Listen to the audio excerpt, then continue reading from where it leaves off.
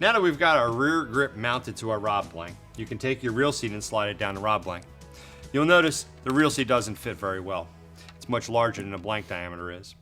We have two different ways we can actually center this reel seat over the rod blank. One is with a polyurethane arbor, the other is with a tape arbor.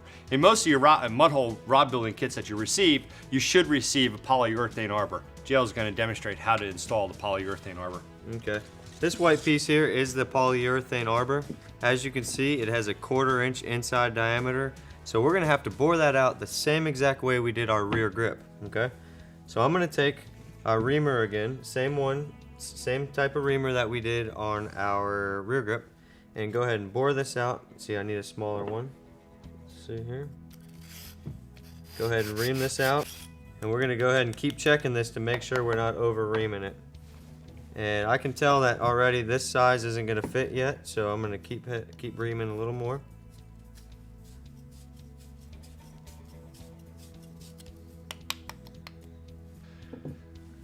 Okay, I'm going to go ahead and slide this on the blank, make sure, see if it fits all the way down to where we need it. We got our marks from earlier. Okay, it's getting snug, and there we go. We got a nice snug fit for our arbor. Next step, we're going to go ahead and glue this into place, and then we'll put our reel seat right on top of that. Another way to mount our reel seat to the rod is building up tape bushings or arbors. We made a mark earlier. That's where our reel seat is going to stop at. It's going to land right in between here. We're going to build 3 tape arbors to center this reel seat. The tape doesn't serve any purpose in strength. It's really just going to center that, and then we're going to go ahead and encapsulate these in our paste epoxy to mount it to the reel seat.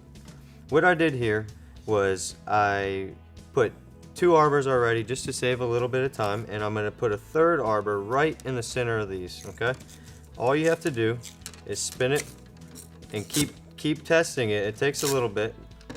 Keep testing it on here to make sure you get a nice snug fit. Okay, we got a little bit more to go.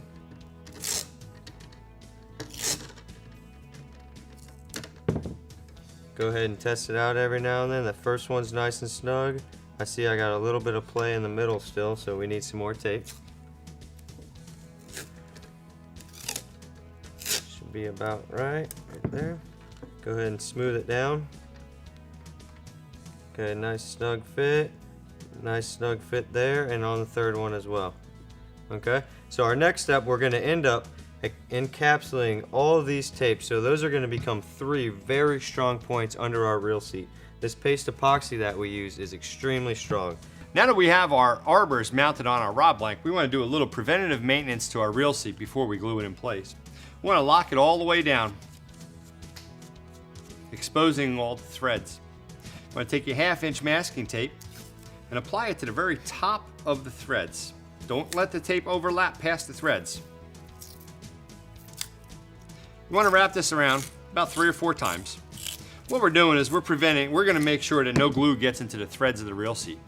The one thing you want to do is before you mount this, always have a little tag end sticking up. Okay? It's a lot easier to peel this off when this is full of glue. When glue gets in these threads, it gets really difficult to clean up, so this is just a minor but important step you need to take. The other thing you want to do is also put tape on the other side, because we're not sure how we're going to mount this reel seat yet, whether it's going to be an up-locking or down-locking seat. So we want to make sure we cover up any exposed areas that could possibly be affected by the glue. Again, wrap it on, starting at the very top, about 2 or 3 times around. Remember, leave a little tag end so it's easy to grab later on. Just like that. Scott here's mixing up some more of that same 2-part epoxy that we applied our rear grip on with. I'm going to use it to slide this polyurethane arbor into place. After that, I'm going to put epoxy over that and then slide the reel seat over there. So is that all mixed up? There you go. Okay. Go ahead and apply it from the same point that the front of the reel seat starts at, okay? And you want to make sure you get plenty on there, okay? Don't be scared to use this stuff. Put plenty on there. Go in 360-degree motion, cover the whole area, okay? So now we got plenty of epoxy because we're going to push some more out of there. I'm going to go ahead and slide this over there nice and slow, doing a twisting motion to make sure the whole inside of that arbor is getting coated with epoxy. Okay, Almost down there. Right before we get to the end, just go ahead and smooth that out so it gets under the arbor. And slide it all the way down. All this extra excess epoxy we're going to go ahead and clean up afterwards. Now that that's on there, when that glue sets up, it's going to be solid as a rock. I'm going to go ahead and put epoxy on top of this arbor now. And the real seat's going to slide over this and then be fixed to this portion. Okay. Make sure you put plenty of epoxy on there. You know, that's the last thing you want is for you to build a beautiful rod and then your real seat come loose down the road. Now comes into play the tape that we put on the real seat. Yep, so get nice and slow and make sure you do a nice twisting motion on there. Okay. All this build up epoxy here, we can pretty much reuse it here. We're smoothing it out and it's sliding under that real seat. Like Scott said, if I weren't to have this tape there, these threads would be loaded up with epoxy, very difficult to clean out. Okay. So all the way down there, give it a few spins that just gets the whole inside of that real seat coated with epoxy.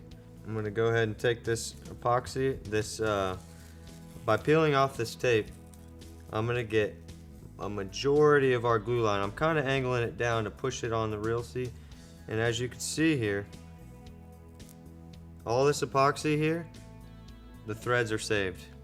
So no cleanup on the threads. We just have a little bit of touch-up work to do here, and we'll go ahead and wipe that down with some paper towels and denatured alcohol. Now that our threads are free of epoxy, we got to go ahead and you remember that line we made marked on the spine. We have to make sure our real seat lines perfectly up with that spine, which will have our guides line up with that, utilizing the full potential of our backbone. Remember that mark we made is not actually the spine. It's 180 degrees to the spine since we're building a spinning rod today. Okay, so I looked down, straight down the blank, and I got a whole straight line to that mark I made on my spine. Using the marks on the real seat as a reference point when you're eyeing it up.